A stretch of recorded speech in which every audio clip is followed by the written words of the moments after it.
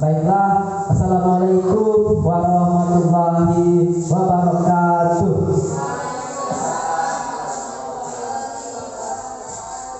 Baiklah, perkenalkan di sini saya Sandra Tobi. Di sini saya akan mempresentasikan rencana tindak lanjut saya yang berjudul Sport Education Model atau SEM berbasis permainan futsal antar kelas. Sebelum kita memasuki rencana tindak lanjut, di sini saya ingin menjelaskan dulu. Mungkin kalian juga bertanya-tanya apa itu PKG, bagaimana kegiatan PKG itu.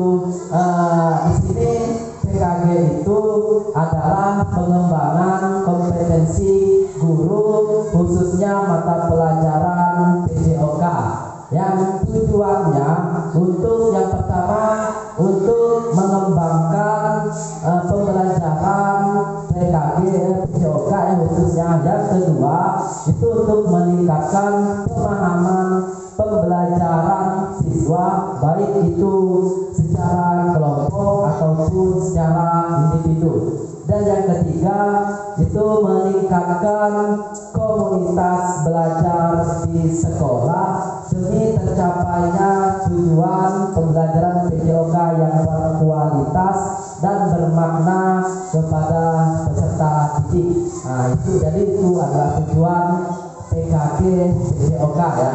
Untuk bagaimana kegiatan yang selama ini sudah kami lakukan, itu kegiatannya kami lakukan selama 3 bulan ya, selama 3 bulan. Kalau di Bangka Barat itu ada 2 kelas ya, kelas 1-nya di Kecamatan Mentok dan kelas 2-nya di Kecamatan Kelapa. Jadi Kecamatan Kelapa itu gabungan dari Kecamatan Tempilang dan juga gabungan dari Kecamatan Kelapa. Jadi itu namanya kelas 2 ya. Kalau di Bangka Barat jadi ada 2 kelas PKG PJOK ini. Itu bukan hanya di Bangka Barat saja dan bukan hanya di Bangka Belitung saja. PKG ini di program PKG ini itu programnya seluruh Indonesia ya. Jadi nggak hanya di provinsi Bangka Belitung saja.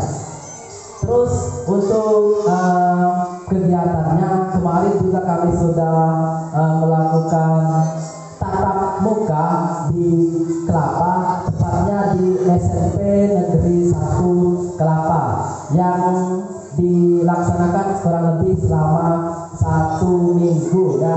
Di sana alhamdulillah banyak juga ilmu-ilmu yang dapat kami pelajari khususnya untuk pembelajaran PJOK, baik itu bagaimana cara mengajar, gaya mengajar khususnya, dan juga model pembelajaran.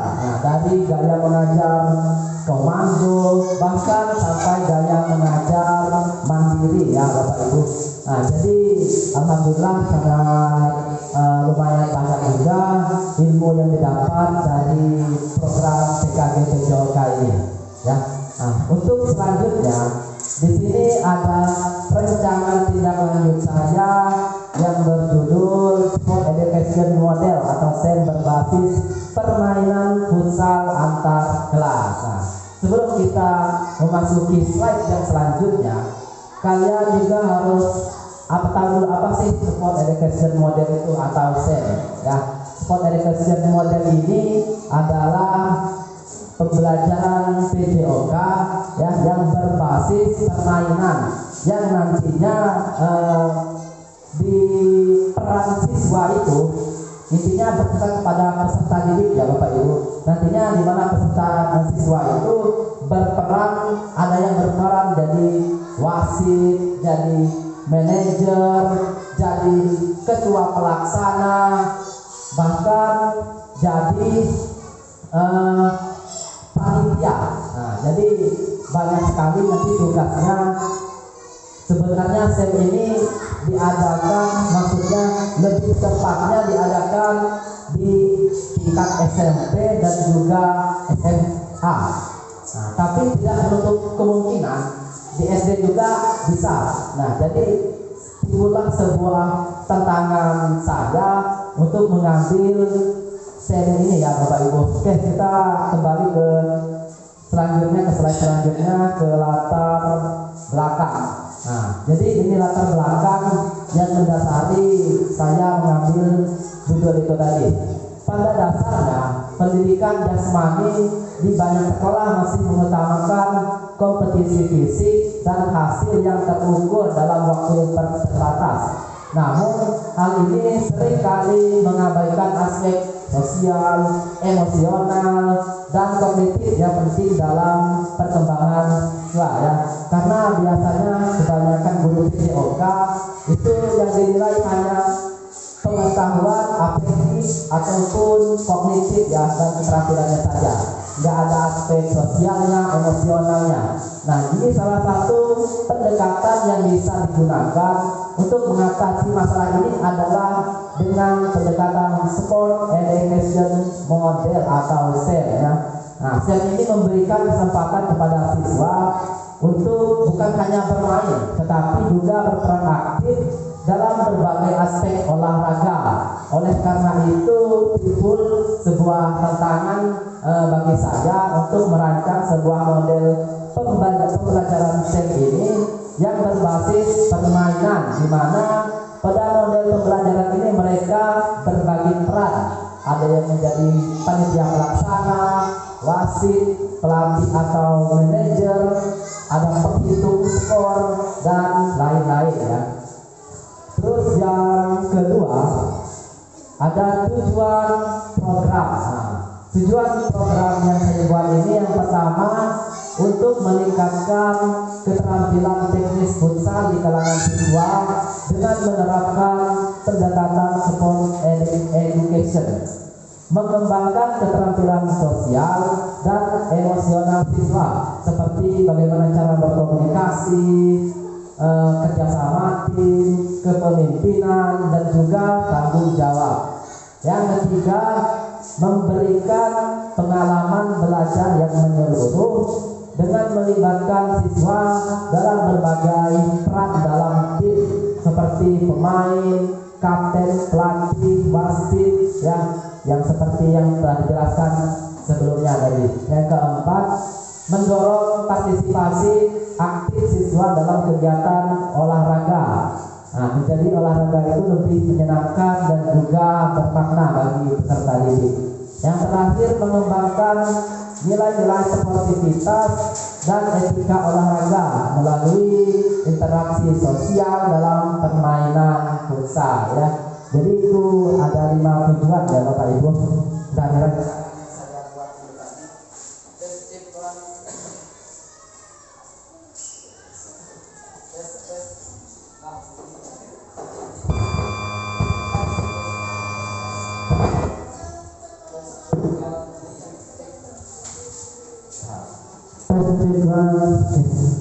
selanjutnya ada capaian atau hasil yang diharapkan dari tujuan pembelajaran tadi ya.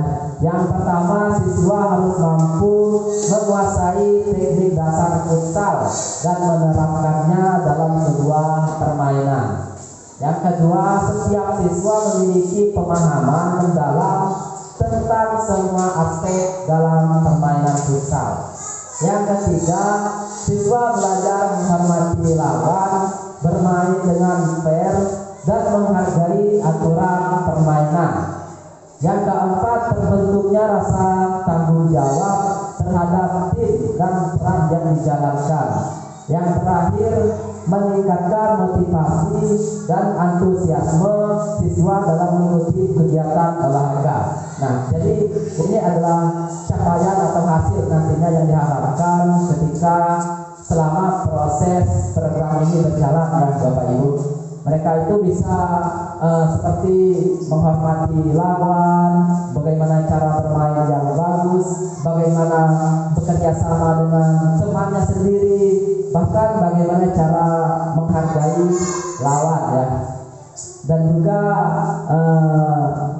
bagaimana cara mereka itu menghargai aturan permainan. Jadi nanti guru kelas juga harus melakukan edukasi kepada kelasnya masing-masing, ya, agar mereka itu nantinya mengerti, oh berarti sel ini begini caranya, ya, perannya itu. Nah, jadi nantinya dibagi perannya, ya.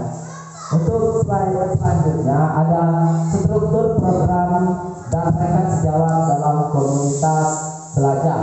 Ya, yang pertama, program yang dibuat ini merupakan kegiatan kokurikuler di sekolah, ya. Nah, di mana kegiatan itu intinya masih berada di dalam lingkungan sekolah, tetapi di luar jam pelajaran. Nah, yang kedua, kelas yang terlibat itu adalah semua kelas. Jadi kelas 1 sampai kelas 6. Yang selanjutnya ada fase persiapan, ya. Sosialisasi tujuan dan struktur program kepada semua kelas, ya Bapak Ibu. Nah, ini tadinya kita harus melakukan sosialisasi bagaimana tujuan dari program ini, apa saja nantinya yang harus dilakukan, bagaimana apa saja nanti perannya ketika selama pertandingan ataupun pembelajaran. Yang kedua, pembentukan tim dan pembagian peran. Selanjutnya, fase pelaksanaan, yang latihan futsal berdasarkan model SEN, ya, seperti sesi keterampilan, permainan, dan juga diskusi kelompok. Selanjutnya, rotasi peran untuk memberi pengalaman kepada setiap siswa. Program ini dilaksanakan akhir semester. Nah, jadi saya merancang program ini ketika akhir semester. Nah, seperti sebagaimana pengganti kelas meeting, ya Bapak Ibu. Jadi mungkin nanti insya Allah kalau ada kesempatan yang bisa kita terapkan entah di semester ini ataupun semester depan nantinya. Yang terakhir, rekan sejawat dalam komunitas belajar. Nah, ini membantu persiapan dan pelaksanaan program, membentuk tim berdasarkan kelasnya masing-masing, ya, berdasarkan wali kelasnya yang telah di masing-masing kelasnya. Nah, selanjutnya pernyataan tentang kapasitas yang dimiliki kelas atau sekolah, ya. Jadi ini sebuah pemetaan aset yang ada di sekolah, ya, intinya Bapak Ibu. Kelas atau sekolah yang menjalankan program ini harus memiliki fasilitas yang memadai, terutama untuk futsal seperti lapangan, peralatan olahraga seperti bola, gawang, peluit, pelatih, stopwatch, dan alat lainnya, ya, yang dapat. Selain itu, sekolah harus memiliki komitmen terhadap pengembangan siswa dalam aspek fisik, sosial, emosional dengan mendukung implementasi SEN tadi, ya Bapak Ibu. Jadi ini sebuah pemetaan aset nantinya. Kalau sekolahnya, oh bagaimana kalau fasilitasnya tidak memadai? Kalau lapangan futsal mungkin bisa kita laksanakan di halaman sekolah, ya. Kalau untuk gawang, kita juga mempunyai gawang, kita juga mempunyai bola, peluit, ya. Kalau nantinya belum ada yang lengkap, kita bisa kita bisa melakukan sebuah peminjaman alat kepada mungkin di sebuah SSB, yang mungkin di sekolah sepak bola ada, kalau kita nggak ada, atau bisa kita manfaatkan aset yang ada, ya Bapak Ibu. Oke, selanjutnya rencana evaluasi dari kegiatan itu tadi. Yang pertama, evaluasi program ini akan dilakukan dalam dua aspek utama. Yang pertama, evaluasi proses. Nah, mengamati keterlibatan siswa dalam setiap sesi latihan, pemahaman peran, dan kemampuan mereka dalam berkomunikasi dan bekerja dalam tim. Yang kedua, ada evaluasi hasil. Bagaimana kita mengukur pencapaian keterampilan teknis futsal siswa dan pengembangan keterampilan sosial mereka seperti kepemimpinan dan kerjasama tim. Oke, di sini ada evaluasi yang akan dilakukan dengan berbagai metode ya. Nah, jadi tadi yang pertama ada evaluasi proses hasil, dan ini adalah metode evaluasinya ada metode observasi. Lihat dinamika tim, bagaimana cara mereka itu berkomunikasi dan kerjasama antar siswa selama pertandingan. Yang kedua, survei atau melakukan wawancara kepada peserta didik setelah kita melaksanakan pertandingan tadi. Jadi kita bisa melakukan wawancara kepada mereka, kepada pemain, bisa kalau kategorinya pemain terbaik atau top skor, bahkan kita bisa melakukan wawancara kepada pelatih ya Bapak Ibu. Selanjutnya kemungkinan tantangan yang dihadapi selama program ini, selama program berjalan. Yang pertama pasti kurangnya minat atau partisipasi dari siswa ya, karena ini yang diambil adalah olahraga futsal yang berbasis sport education model. Mungkin gak seluruh siswa putra ataupun putri itu menyukai futsal. Nah, ini kemungkinan tantangannya kita Bapak Ibu ya. Nah, di sini kita harus melakukan sosialisasi kepada mereka dulu agar mereka tertarik untuk mengikuti program ini nantinya.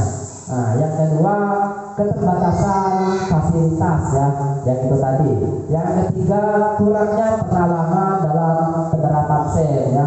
Nah, kita juga melakukan sosialisasi, menjelaskan bagaimana penerapan SEM itu. Nah, karena di sini banyak perannya ya Bapak Ibu. Mungkin nantinya untuk penerapan SEM bisa kita pilih kelas tinggi saja, kelas 4, kelas 5, dan kelas 6. Nah, nantinya untuk yang jadi perannya. Nah, untuk yang jadi targetnya nanti yang sisanya pemain ya, dari mulai kelas 1, kelas 2, kelas 3, nah, kelas 4, 5, dan juga kelas 6, kecuali yang terpilih jadi perannya tadi. Yang keempat, perbedaan kemampuan siswa. Nah, jadi itu ada keempat tantangan yang mungkin bisa kita hadapi ketika pelaksanaan program itu nantinya. Nah, yang terakhir, jadi kesimpulannya di sini saya mengambil judul sport education model berbasis permainan futsal yang mungkin sudah ada gambaran sedikit ya di pikiran Bapak Ibu bagaimana sport education model itu diterapkan ya nantinya. Mungkin kita bisa pilih kelas yang 4, kelas 5, dan juga kelas 6 nantinya ya. Karena ini lumayan sulit, tetapi ini tidak menutup kemungkinan untuk kita laksanakan programnya di tingkat sekolah dasar. Mungkin lebih hasil maksimalnya di tingkat SMP dan juga tingkat SMA. Nah, berkenan itu timbul sebuah tantangan bagi saya untuk melakukan program ini ya, karena kita juga melakukan sosialisasi agar mereka itu mengerti bagaimana penerapan SEM itu sendiri ya. Mungkin hanya itu yang dapat disampaikan Bapak Ibu. Terima kasih atas perhatiannya. Saya minta maaf dan saya mohon ampun kepada Allah Subhanahu wa taala. Ya, wabillahi taufiq wal hidayah. Wassalamualaikum warahmatullahi wabarakatuh.